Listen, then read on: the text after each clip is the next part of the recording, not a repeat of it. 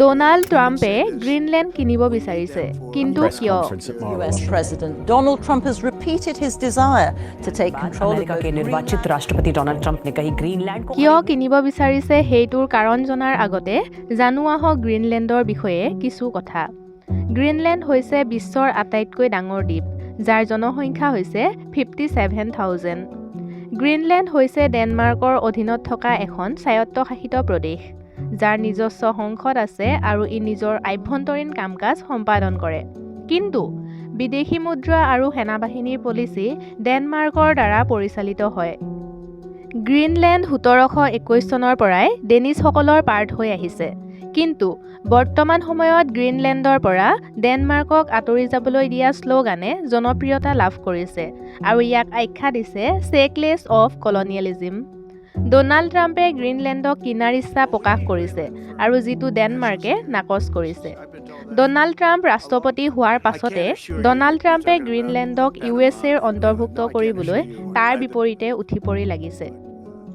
এতিয়া আমি আলোচনা কৰিম যে আমেৰিকাই গ্ৰীণলেণ্ডক কিনিব বিচৰাৰ আঁৰৰ প্ৰধান কাৰণসমূহ কি কি, বা কিয় ইমান ইণ্টাৰেষ্ট আমেৰিকাৰ গ্ৰীণলেণ্ডৰ ওপৰত। প্ৰথম কাৰণটো হৈছে কৌশলগত স্থান। গ্ৰীণলেণ্ডৰ অৱস্থানটো কৌশলগতভাৱে বহুতেই উল্লেখযোগ্য, যিটো আছে উত্তৰ গোলাৰ্ধ আৰু আটলাণ্টিক মহাসাগৰৰ মাজত। আমেৰিকাৰ এটা সেনাবাহিনীৰ দলক গ্ৰীণলেণ্ডত ৰাখি আমেৰিকাই গ্ৰীণলেণ্ডৰ ওপৰত ক্ষমতা বিস্তাৰ কৰিব বিচাৰে, আৰু যিটো কৰি আহিছে আমেৰিকাই, উদাহৰণস্বৰূপে থুলে ফ'ৰ্চ বেছ।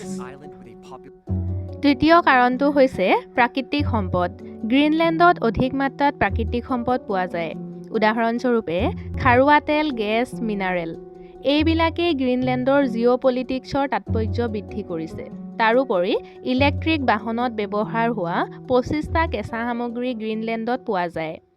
চতুৰ্থ কাৰণটো হৈছে নতুনকৈ সৃষ্টি হোৱা সাগৰীয় পথে গ্ৰীণলেণ্ডৰ তাৎপৰ্য বৃদ্ধি কৰিছে, কিয়নো উত্তৰ গোলাৰ্ধৰ বৰফবিলাক গলি নতুন সাগৰীয় পথৰ সৃষ্টি কৰিছে, আৰু যাৰ ফলস্বৰূপে গ্ৰীণলেণ্ডৰ পৰা প্ৰাকৃতিক সম্পদসমূহ সহজভাৱে সাগৰীয় পথেৰে আনিবলৈ সুবিধা হৈছে। এতিয়া আমি আলোচনা কৰিম যে ইয়াৰ পিছত কি হ'ব। গ্ৰীণলেণ্ডক লৈ হোৱা যি বিতৰ্ক, সেই বিতৰ্ক ম্লান পৰিবনে নাই? গ্ৰীণলেণ্ডক লৈ হোৱা যি বিতৰ্ক, সেই বিতৰ্ক ম্লান হোৱাৰ সম্ভাৱনা নাই। ট্ৰাম্পৰ প্ৰশাসনে আমেৰিকাৰ সামৰিক উপস্থিতি সম্প্ৰসাৰণ আৰু কৌশলগত সম্পদৰ প্ৰৱেশ নিশ্চিত কৰাকে ধৰি আৰ্কটিক নীতিক অগ্ৰাধিকাৰ দিয়াৰ সম্ভাৱনা আছে। কিন্তু গ্ৰীণলেণ্ড অধিগ্ৰহণৰ যিকোনো প্ৰচেষ্টাই ভয়ংকৰ বাধাৰ সন্মুখীন হ'বলগীয়া হয়। ডেনমাৰ্ক আৰু গ্ৰীণলেণ্ডৰ নেতাসকলে বিক্ৰীৰ ধাৰণাটোক স্পষ্টভাৱে নাকচ কৰিছে। আইনী আৰু কূটনৈতিক প্ৰত্যাহ্বানৰ বাবে আন্তঃৰাষ্ট্ৰীয় আইনৰ অধীনত এনে লেনদেন প্ৰায় অসম্ভৱ হৈ পৰিব। এই পদক্ষেপে ঘৰুৱা বিৰোধিতাৰো সন্মুখীন হ'ব পাৰে। সমালোচকসকলে ইয়াৰ খৰচ, ব্যৱহাৰিকতা আৰু নৈতিক প্ৰভাৱৰ ওপৰত প্ৰশ্ন উত্থাপন কৰিব। জলবায়ু পৰিৱৰ্তনে আৰ্কটিকক পুনৰ গঢ় দিয়াৰ লগে লগে গ্ৰীণলেণ্ডৰ তাৎপৰ্য বাঢ়িব। এতিয়াৰ বাবে ট্ৰাম্পৰ বাক্যবান ঠিক তেনেকুৱাই আছে, কাৰ্যবিহীন শব্দ। কিন্তু তেওঁৰ এই মন্তব্যই আৰ্কটিক কৌশল, সাৰ্বভৌমত্ব আৰু মহাশক্তিৰ প্ৰতিযোগিতাত ক্ষুদ্ৰ ৰাষ্ট্ৰৰ ভূমিকা সম্পৰ্কে বিতৰ্ক পুনৰ জগাই তুলিছে। ধন্যবাদ।